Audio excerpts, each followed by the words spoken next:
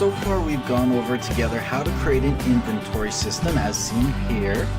We've also created a crafting system as seen here.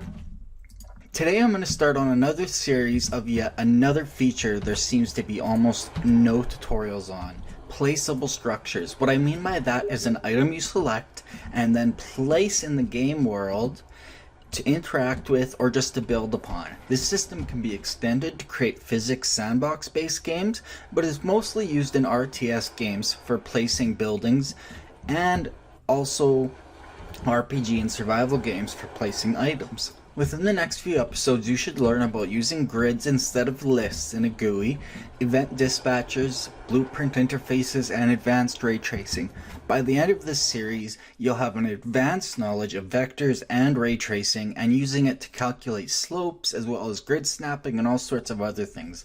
With that out of the way, let me introduce myself. Insomnia from UnrealTek.net, a division of BlenderTek.com.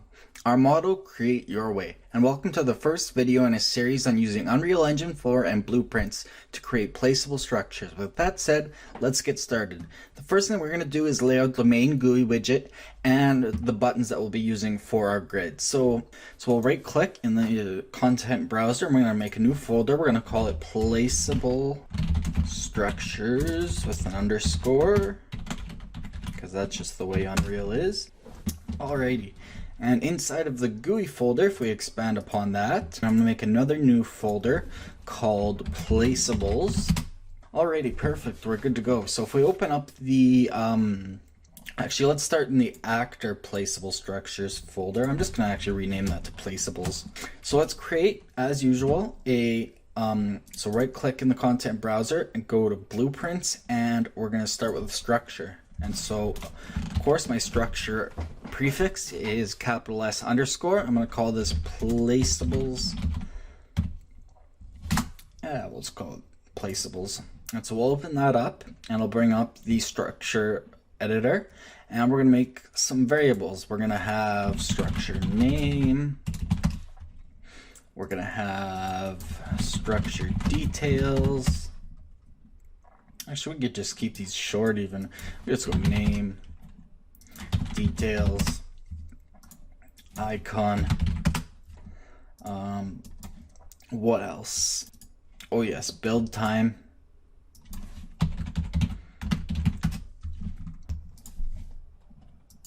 preview mesh, which may be a final mesh too, so maybe I'll just call that mesh. And I think that is it.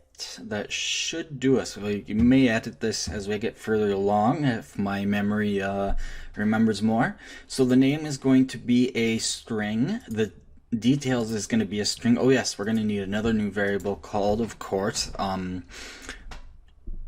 placeables, or we'll just call this structures. No, we'll go placeables. Placeables array. Alright, so icon is going to be a texture. Build time is going to be an integer. That's going to be how many seconds it takes to build the structure. The mesh is going to be a static mesh component, or just we can just set it to static mesh to make things easy. And the placeables array is going to be an actor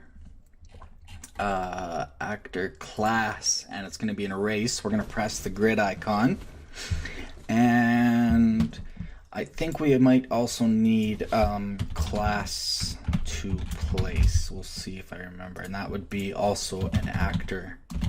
I can't remember if it's an actor class or an actor object. I think it's an actor class though. Alright, so we'll save that and we'll go back to our main window and we will create a new, so we'll right click and we'll create a new blueprint class. It'll be an actor, and this is going to be our BP underscore placeables master. So again, just like in our inventory and crafting setup, we have a master class that holds all information about the item or sorry, it's a class that holds all of the logic that's shared in between all the items, and this is going to become much more useful in this series than the crafting or inventory series, because there really was no logic to share in those.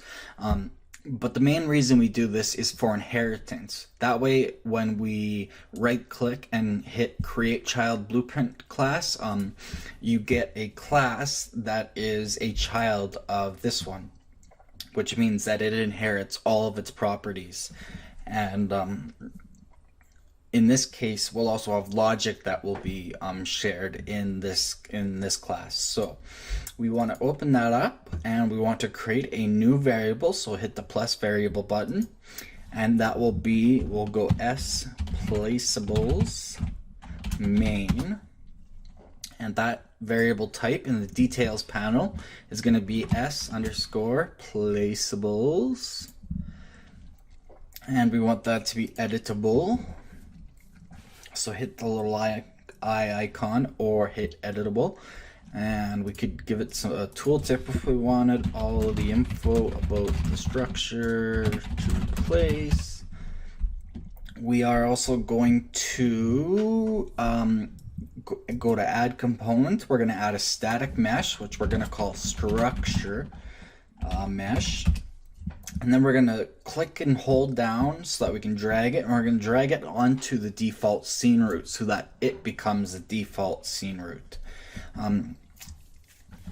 That way everything that we do to this actor will act upon the structure mesh as its root. I spelled that wrong. Structure mesh. All right. In the construction script, and we need to do this here, we need to take s placeables main, hold down control so that we do a getter, and click and drag this variable and bring it into the graph editor, and that'll get you a getter. And then we want to break that, and we'll do this down below. And we want to get the mesh, and what we want to do is we want to drag off of the construction script execution pane and do set static mesh, structure mesh, and we want to set it to the mesh. So what that means, and so I'll explain the root class a little bit better. So now if we go back to the main window and I right click and create child blueprint class, I'm just going to call this BP placeables underscore. We will start with a wall. So that'll be a placeable wall. So open that up, and so in here, if you go to class settings, or sorry, class defaults, if I compile BP, after you compile BP placeables master, that is, and then if you go to class defaults in your child class, you'll notice that we have placeables main variable details, even though it's not in our variables list. Now it is if we pick the eye icon and choose show inherited variables, and that shows all the variables that we inherit just from the stock class and that we've created. So they're technically there, but we just don't see them because they're inherited. We also see structure mesh. And so in this one, if we go back to class defaults, we'd give it a name like a wall. This is 1000 x 100. That's only 1 meter. Let's go 2 meters. X 200 x 50 wall to build houses with, or something. I don't have an icon yet. We will get to that. We can use our thumb box that we've been using for all of the series in the meantime, and we're going to need an actual mesh. So we'll take the cube mesh. If you don't have a cubular mesh, then just create one and import it. Or you can create a project and make sure you check off starter content, and that'll give you a bunch of meshes you can use. The class to place is going to be itself, so that will be BP underscore placeables wall. And we want to make this look like an actual wall, so I'm just going to scale it.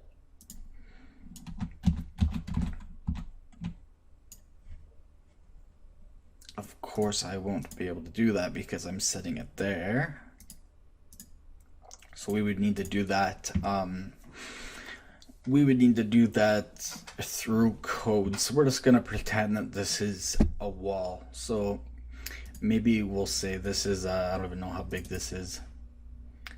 40 by 40 by 40. This is a 40 by 40 x 40 block you can use to build walls. We'll call it a block of wall. I just don't have a wall mesh handy in this project, and I want to continue. So anyways, we can go back to our BP Placeables master class.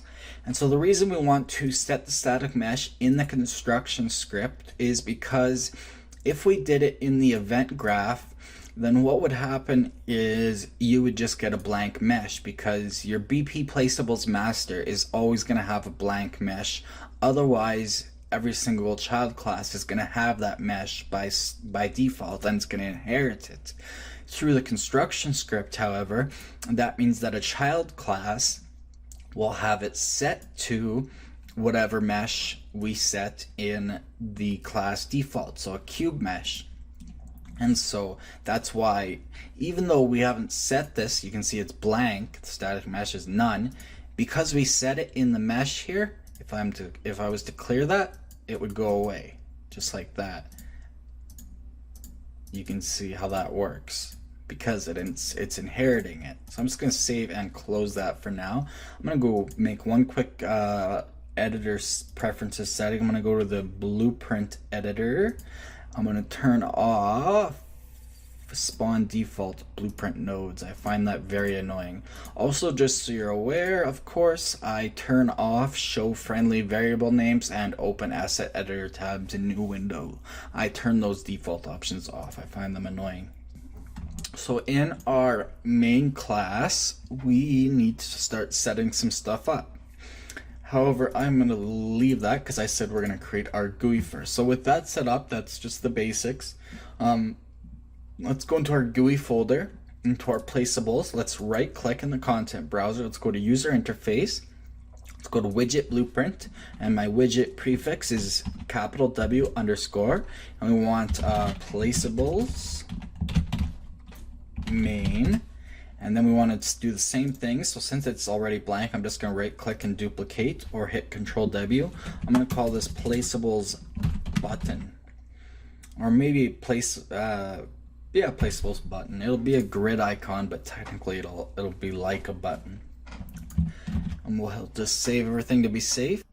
Alright, so with those created, let's start with the button. That'll go through pretty quick. So what we're going to do is a little trick here. We're going to go to fill screen, and we're going to press custom, and we're going to do a width of, let's go 64.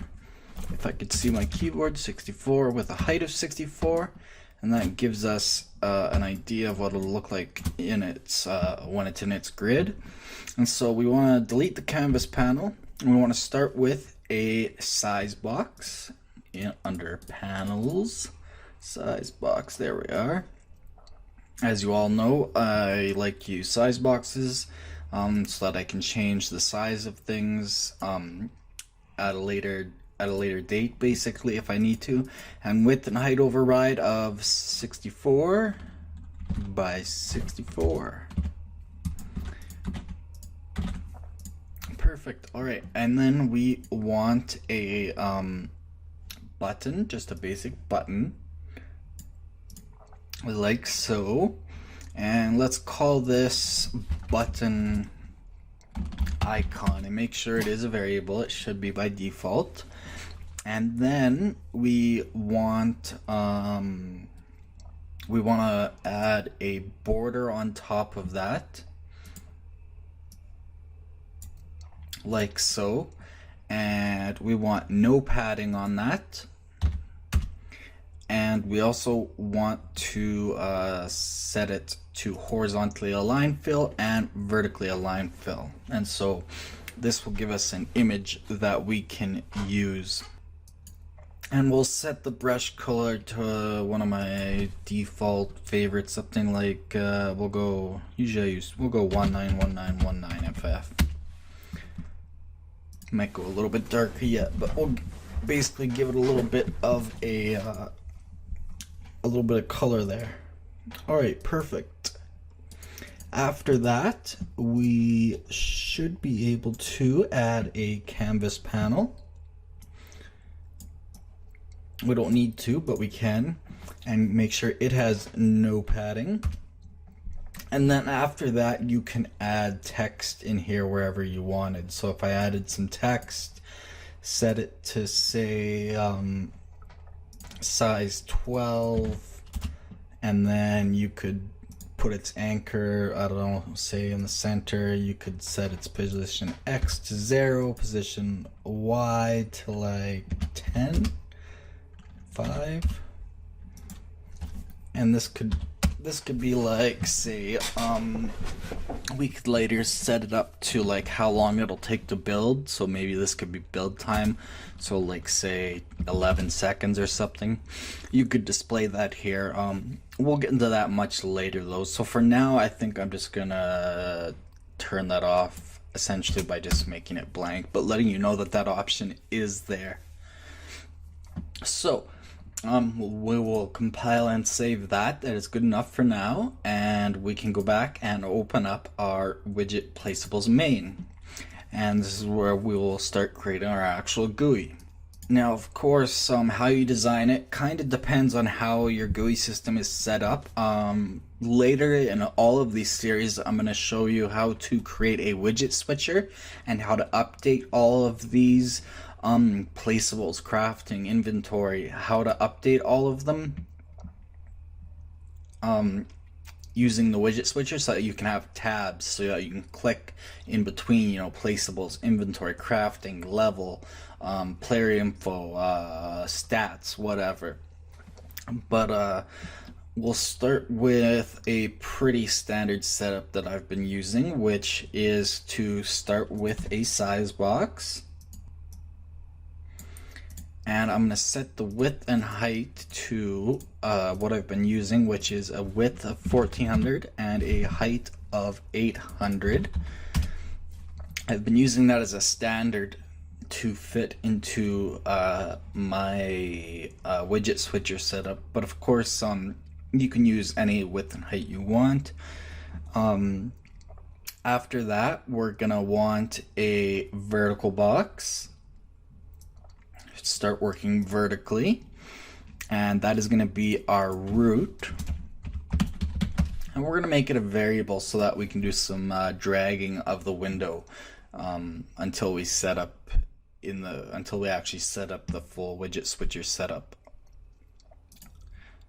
And then inside of that vertical box, we're going to want to add a border, and we will call this the border title. This will be our title bar, and we'll set that to fill at about 0.075, and we want no padding, and we want to set its color to an off blue gray of some sort, kind of a Windows feel. Just, I don't know, something in there. And then we want to take another vertical box, since we're working vertically. Vertical box, where are you? And put that inside of the border. And in that vertical box, we want to place some text. So take a text and drag it in there. And that text block, we are going to call placeables, or whatever you want. We're going to set it to center. And that text will set to about 38. I think looks good. I'm going to change it to, we'll leave it white. And we'll give it maybe some shadow by selecting shadow color and changing the alpha to 1. Change the shadow offset to 2 and 2 so it's a little more visible. We want it to be centered, and oh yes, we also want to choose text align center horizontally and vertically, like so. And then in the vertical box root, we want to add another border. And this one we also want to set to fill with a value of 1, so it will take up the rest of the space. We want to make sure that it has no padding as well. And change its color. We'll choose something like the title. It never picks the right color. Let's grab that color code of the title there. Border, brush color, hex code, copy that, border. I'm going to call this border, we'll go border main box. And we'll change the brush color to that hex code, except we'll make it slightly darker. Or lighter, actually, it might even work. A little bit lighter and a little bit less saturated, that'll work. Whatever, good enough. Alright, cool. So, after that, we want to add a vertical box to the main box. So we'll add a vertical box to the border main box. And inside of that, we will start with a spacer. Spacer is under primitive. And then we will add a horizontal box in the vertical box, and we'll call that horizontal box details. And we'll put a spacer in that horizontal box as well. So the very first spacer here in the vertical box will be a Y of 5. Since it's vertical, you'll see that gives us a little bit of spacing here vertically. And in the horizontal box, we'll set it to an X of 5.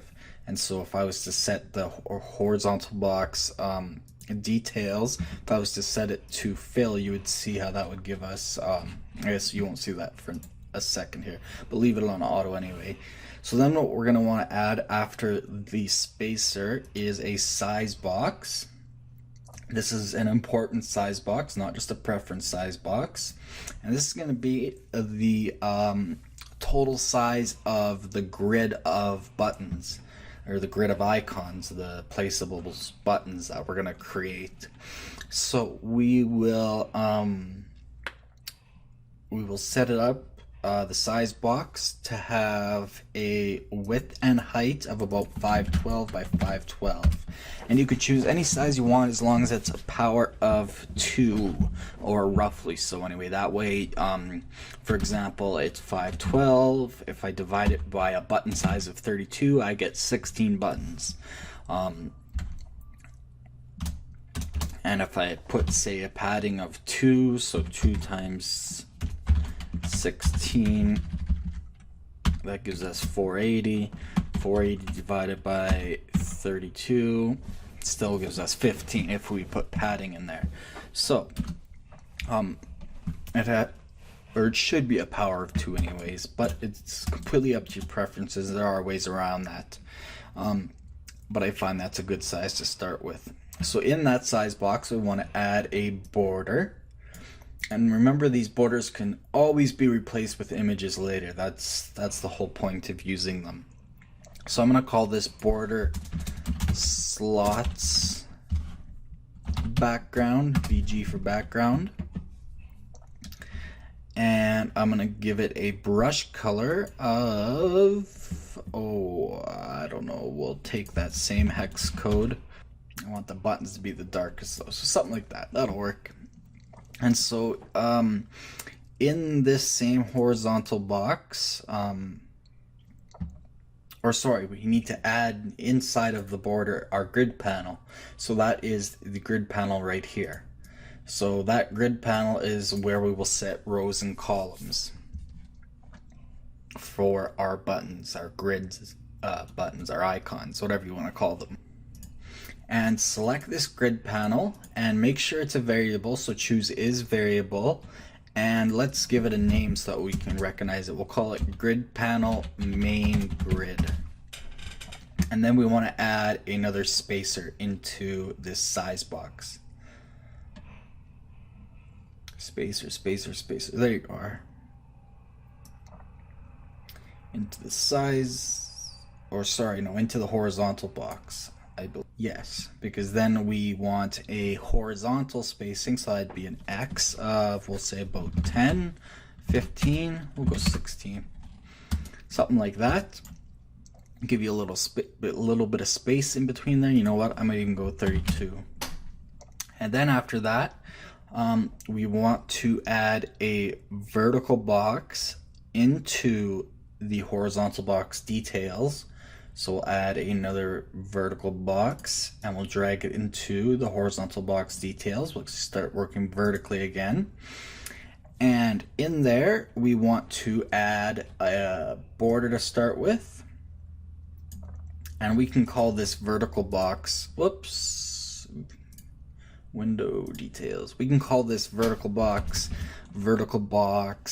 selected item details. Or just selected item, maybe would be better. And then we have a border. We can call that border selected item. And we want to set that border to fill. Alrighty. And then we want to give it a color. It's kind of hard to see there. Let's set it, we'll take that hex code again, and let's set it even darker, or let's go lighter than the grid, but darker than the background. So something like that I'm sure will work. We'll go 225, something like that. And then the vertical box that holds the border, we need to set that to fill as well. So as you can see, that fills the whole area like that. And then we want to make sure that inside of this vertical box, there's one last spacer. So we'll add a spacer to it. Spacer. So that will, oh no, sorry, horizontal box details needs one last spacer. So that should be at the end there. Yep, perfect. So if we set it to an X value of about 5, the same as the other side, that'll just bring it in just a little bit. Could even go a little bit more, like 8 or something like that, 10, whatever you prefer. So anyways, after that, we have our border selected item. So inside of that, we want to place a vertical box. We'll put all our details stuff in here. So we'll start out with a spacer, which will have a Y value of about 5. Even a little bit further, we'll go about 8 again, maybe even 10. And then we'll put some text in there, so a text block into that vertical box, and we will call this one, we'll set its text as placeable item name, and we will we'll set that to about 28, so it's more of a title. And we'll also give it some shadow by selecting shadow color and just turning the alpha up to 1. Change the offset to maybe 1.5, 1.5, and we'll center it. Alrighty, and then we want to add another spacer into the vertical box, that one there, and then it'll have just a small value, so give it a Y value of about 3. You don't want very much, just enough to give, maybe even 2, just enough so that there's a tiny bit of space padding in between it and the next one, which is another size box. Where are you? Size box into the vertical box, and that size box is going to have a value with height of 64 by 64, and then we want to set it to horizontally align center. Now you could set it to say 128 by 128 maybe. If you're working with larger icons, that would give you a little bit more like of a picture of it. So that's completely dependent on how big you start your icons at. So yeah, and then inside of that size box, we just want to add a border, and this border will be the icon basically. So let's call this border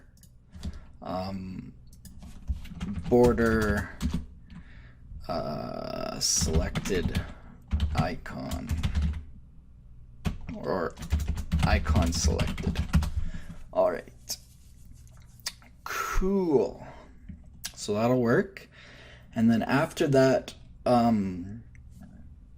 size box and border, we want another spacer into the vertical box, and we'll give it a Y value of, again, somewhere around 5, just a little bit. That one can go bigger, actually, about 10, because this will be the details up next. So we'll add another text box. So grab some text, put it in the vertical box, and we will set its details. We want it a little bit smaller, so set it to something like 20 maybe even 18.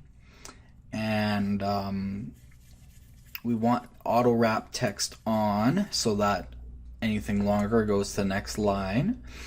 And we can test that by giving it a big long thing. Placeable structures, details from the structure variable details, which is a string, will be displayed here when a grid icon is selected. All right, well, perfect, it works. And then we are pretty much done. We'll add another spacer into this vertical box here, and we'll set this one to a large Y, like 128 maybe. And then we want to add a size box again, because this is going to be dependent on how you like to set it up. A size box, I think a good size is, I think I remember, is around 196 by square, no, rectangular, so like 178. And then set it to horizontally align center. And in there, we're gonna put our buttons. Let's take a spacer first and put it in the vertical box selected item. Select that spacer and give it a Y value of like 64. Nope, I'm doing that wrong. Doesn't make sense. Okay, we'll just delete that spacer. Something's set up wrong. We'll just leave it like that. So, and we want a border to go into the size box. That'll be our background color. We'll call this size box final buttons.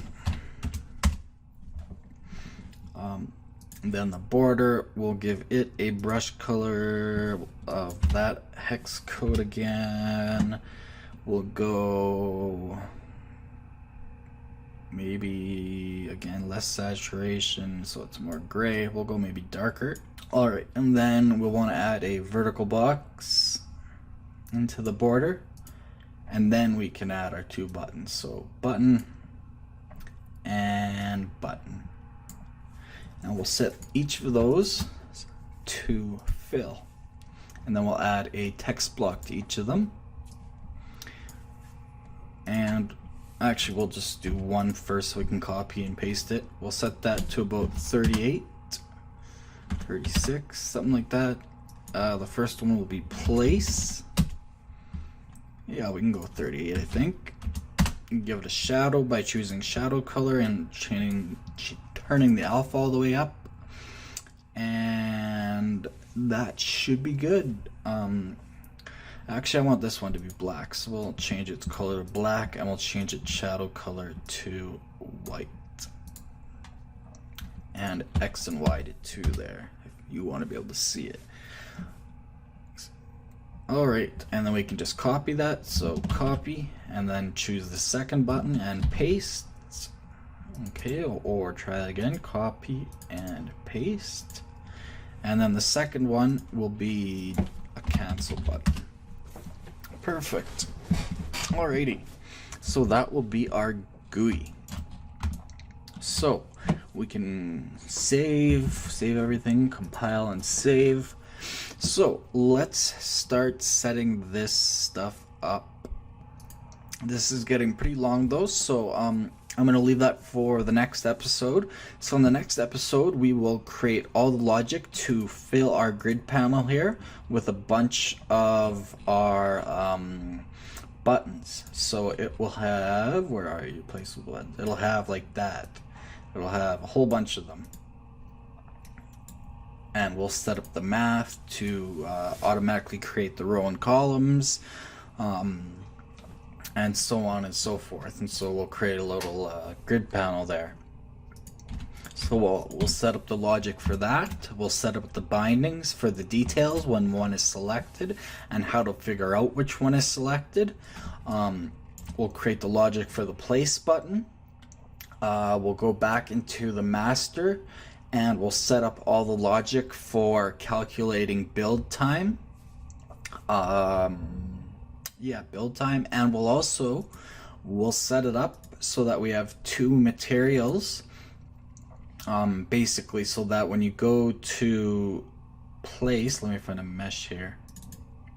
When you go to place an item, it'll be like ghost white as you're moving it around while in game.